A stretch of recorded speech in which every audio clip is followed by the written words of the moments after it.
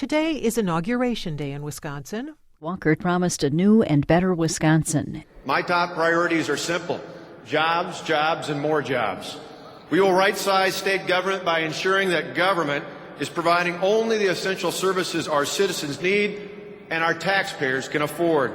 Outside the Capitol, several hundred protesters carried signs. We have a governor being inaugurated today. He does not care about workers. But here's the difference. We elect people, we can recall people. We are broke in this state. We've been broke for years. People have ignored that for years, and it's about time somebody stood up and told the truth. We're making modest changes in terms of what we expect from all of our employees at the state level. It was Valentine's Day, but protesters at UWM showed no love for Governor Walker. Michael Moss has been a custodian at UWM for 25 years. He says most state workers are paid well below their private sector counterparts. They have to be mother, father, work 2 jobs. Moss says he doesn't mind paying more for his health coverage or pension, but wants the chance to negotiate. The state has learned a lesson about negotiating benefits, according to Governor Walker. We cannot guarantee that this budget will be balanced if we wait through the normal collective bargaining process. Walker says his plan will also enable local governments to more easily offset cuts in state aid. Inside the Capitol, hundreds of people are cheering and chanting to the sound of drum rolls. The decibel level got even louder when about 100 police officers marched right into the drum circle, carrying signs reading "Cops for Labor."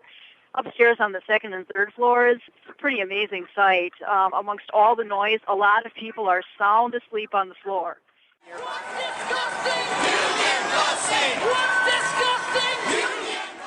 Marty, was there anybody there defending the bill? State Senator Glenn Grothman was watching the activity from his window on the ground floor. There are some people who understand it, and there are a given number of school teachers or college professors or prison guards who are going to get mad at me. And I don't like it, but the arithmetic demands nothing less.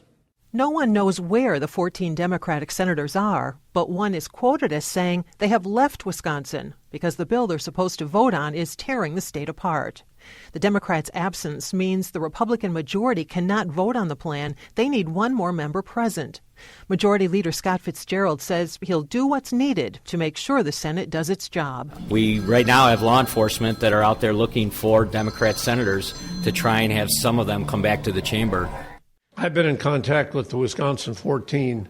I don't think I've seen greater courage exhibited on the part of legislators since we were voting on the Civil Rights Bill back in the 65 session, and Ray Tobias and John McCormick from the south side of Milwaukee voted for that Civil Rights Bill despite the fact that they were almost hung in effigy. The Assembly has been in session since Tuesday morning. That is correct. From the beginning, Democrats made it clear that they were not ready to vote on this legislation. So since then, they've introduced several amendments, and that's being modest. And I have to tell you, they're not done yet. But so far, Republicans have shut down all proposed changes. It's the job of the minority party to bring forward as many amendments as you can, and some of the amendments are heartfelt, and some are just to put out there to take up time. Even if the legislation makes it through the Assembly where Republicans say they have enough votes, there's no way the Senate can take it up. That's because the 14 Democrats that fled the state last week are refusing to come back. I spoke with Democratic Senator Chris Larson. Now that it's slowed down, people have actually had a chance to read what's in this 144 months. We've gone through 60-plus hours of debate. This has been an extraordinarily difficult process. Democracy is not always easy, and sometimes it's not always pretty. The reason there's people out in this Capitol lobby is because we are not treating everybody the way we would want to be treated. Having been read 3 times, shall the bill be passed? All in favor will vote aye. All opposed will vote no. The clerk will open the roll. There are 51 ayes, 17 nays. The bill is passed. Good morning, Bob. What word can you use to describe what transpired from late yesterday into last evening in Madison? Stunning, astonishing, stupefying, jaw-dropping, incredible, unbelievable. Well, it looks like we're living through a highly ideological era where the Republican Party no longer has a moderate wing and the Democratic Party no longer has a moderate wing. And so everything becomes sort of a fight to the death compared to the era when compromise was considered a good word. The Koch family has a history of they don't like big government, they don't like regulation, they don't like unions. What role have you learned they've played in Wisconsin politics in recent times? In the elections last year, Koch Industries Political Action Committee gave $43,000 to Scott Walker. The Koch brothers put up money to launch Americans for Prosperity about 10 years ago. They have a website called Stand With Walker. They're running TV ads supporting Walker. If they started all this 10 years ago, why is it taking a hold right now? The state and local governments are facing financial crunch like they haven't seen since the Great Depression, and it is an opportunity to make the argument that the government would have a much easier time, the taxpayers would have a much easier time of it if public employee unions weren't so greedy. And then you go from that to maybe we should rethink collective bargaining rights. Folks, Wisconsin Governor Scott Walker is using the new Republican majorities to heroically strip state employees of the right to negotiate. And of course, the Democrats were too cowardly to stand and fight. Governor Walker and the Republicans just gave over $100 million in tax cuts to corporations, and now they're asking teachers and nurses to pay for it, and attacking workers' rights to negotiate for fair benefits. This is Republican class warfare, an attack on the middle class. This is a battle we need to win. The state of Wisconsin, in many ways, represents the country more broadly.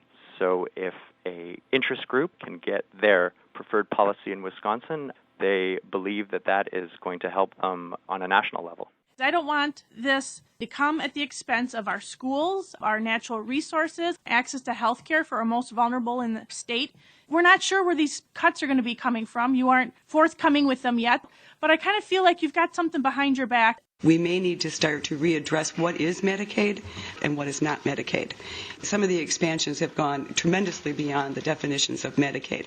Secretary Dennis Smith plans to cut Wisconsin's senior care program. When you have the program growing 2 to 3 times faster than revenue, something has to change. Well, you see, every illness. I don't think we have a patient who doesn't have mental health issues, poor nutrition, overexposure.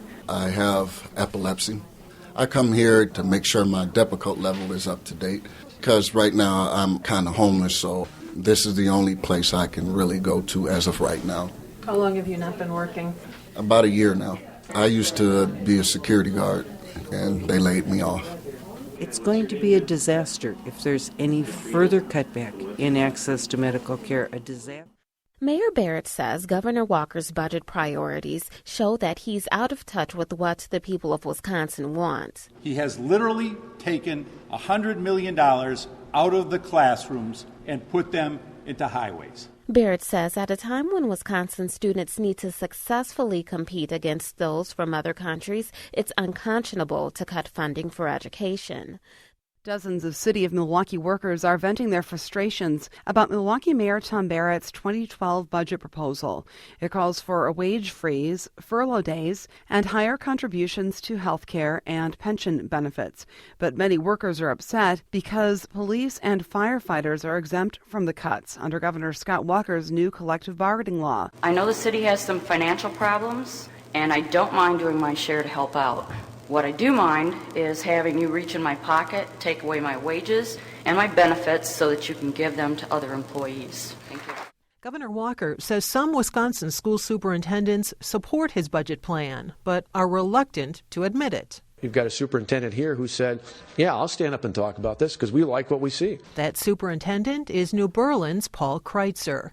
He says taking power away from teachers' unions and giving more to the administration will enable it to rebuild the community schools from the ground up. There's no bureaucracy in our way. Kreutzer does not foresee having to give pink slips to any New Berlin teachers that he labels outstanding. We will not be laying off a single employee for financial reasons. What the superintendent says his district will do to help ease teachers' financial losses is to explore options. Hey, could WRS be pre-tax instead of post-tax dollars?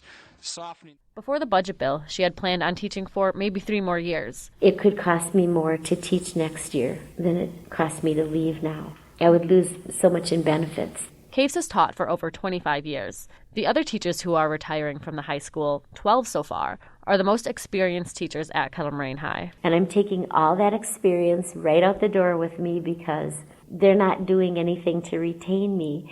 And I don't know why they think that the best and brightest young people are going to be attracted to this profession. Public bashing and, without a change in public policy, it is difficult to see how public unions will survive in the long term. But I think it's misleading to say if some unions don't successfully recertify that this proves public employees don't really want union representation. New rules replaced the union contracts that had been negotiated for decades. Demonstrators showed up in Greenfield when its board revised the district's handbook for teachers. Board President Bruce Bailey says one change impacts training or in-service days for teachers. So they're saying it's 3 days that they're going to have to work that they're not getting paid for. Well, they actually are getting paid for it. It's just that they didn't have to work it before. Over at Milwaukee City Hall, Troy Hamblin is helping craft a new compensation plan for city workers no longer under contract. Safety shoes, safety glasses, things like that we're obviously going to keep. A very good example of things we're considering getting rid of would be, should we pay for an employee to clean their clothes? Hamblin says in the past he has had to reach deals with 20 unions. Now just 3 remain. Committees have started circulating petitions against 8 Democrats and 8 Republicans. That's half the Senate. Democrats are targeted because they left the state to delay action on the governor's bill. If you don't want to do the job, then move over and let someone else in there. Republicans are pegged because they support the governor's proposal, which would curtail collective bargaining rights for public workers. I think everybody, whether they're for or against what's going on, everybody is going to be directly affected by this because it's going to set a precedent. Interests on both sides nationally will see Wisconsin as a critical first battleground, and they will want to get a win. There are some conservative groups, specifically out of Utah, that have been pushing for the recall of the Democratic legislators. Recall organizers in Milwaukee's northern suburbs have been standing on busy street corners to collect recall signatures against Republican Senator Alberta Darling. Yesterday afternoon, volunteers gathered at Kletch Park to announce they've gathered enough. I've never seen this level of enthusiasm and engagement. On Tuesday, 6 recall primaries will take place in Wisconsin. All are targeted against Republican senators for supporting Governor Walker's rollback of collective bargaining rights for public workers. Republicans currently hold a 19-14 majority in the Wisconsin Senate. For Democrats to take control, they'd need to wrestle away 3 seats from the GOP. Not an easy feat. If the Senate does flip, Democrats could block further Republican proposals. In the end, Senator Alberta Darling was declared the victor with more than 54% of the vote. We did what you wanted us to do. We got control of the spending. We balanced this huge deficit without raising taxes on you. We stood up for you. It's supposedly evil to spend a lot of money on elections. But then you turn around and you look at the turnout, and turnout was high. So people were certainly engaged. People were politicized by all of these phone calls and all of these ads, all of this direct mail. It was enough of a victory, I think, for the Democrats that they will go ahead. Scott Walker lied to the people of Wisconsin during his campaign for governor. He never talked about the divisive things he has pushed through. He never talked about removing collective bargaining rights for our state's workers. The people of Wisconsin feel duped. Despite the harsh words about his performance, Governor Walker is steadfast in defending his administration's actions. Hi, I'm Scott Walker. Our reforms are working, and they're providing positive results for the people of Wisconsin. After months of planning, the major groups hoping to recall Republican Governor Scott Walker kicked off their efforts overnight. I stopped at the recall headquarters. They waited until midnight to start circulating those recall petitions. 4, 3, 2, 1. The groups chose today, the 15th, as the first day they can circulate papers, and that starts a clock ticking. They'll have 60 days in which they can collect and turn in signatures. Recall volunteers are setting up tables in several yards a few doors down from the governor's house. The way he came into office was dishonest. He's been very dangerous for the common good. Organizers of the recall effort against Governor Scott Walker claim they're more than halfway there. In your experience, is that average that a lot come in at the beginning, or is that pretty overwhelming? They've already picked the low-hanging fruit. They still got to get at least another 300,000. As difficult as that may be, it is the easiest part. It's another thing to get the other 2.5 million people to come out and vote against Walker in a recall election. 2011 was a volatile year in state politics. It started with rapid changes in Madison, spurred by new Governor Scott Walker. Wisconsin is broke, and it's time to start paying our bills today so our kids are not stuck with even bigger bills tomorrow. Proposed budget cuts and limits to union rights led to massive protests. As the year went on, one political battle followed another, culminating in a recall attempt of the governor. It hits me very personally that Scott Walker saw fit to essentially bust our union. And so I would like to do what I can to see him dumped. Our next Project Milwaukee series will explore the long-range political and economic impacts of the volatile year. Listen beginning December 12th.